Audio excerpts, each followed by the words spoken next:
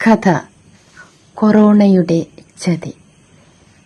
വിശപ്പിന്റെ കൊടിയ വേദനയിൽ തളർന്ന പിഞ്ചുമക്കളെയും അവർക്ക് ചുറ്റും വലയം വയ്ക്കുന്ന ഭാര്യയുടെ വിളറിയ മുഖവും കണ്ടപ്പോൾ അയാൾക്ക് മുന്നിൽ ഇരുട്ടു പടരുന്നതുപോലെ തോന്നി.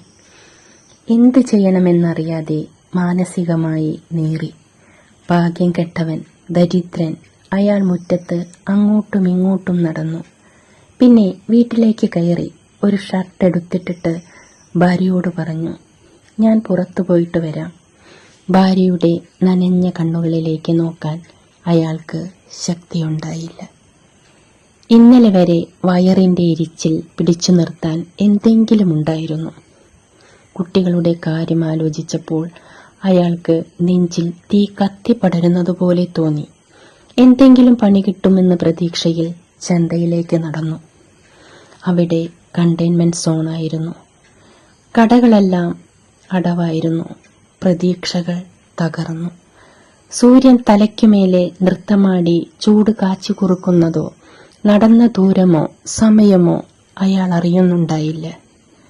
ആഡംബര കാറിൽ പോകുന്നവരുടെ നേർക്ക് കൈനീട്ടാൻ തോന്നിയെങ്കിലും അത് ശീലമില്ലാത്തതുകൊണ്ട് അയാൾ നടന്നു.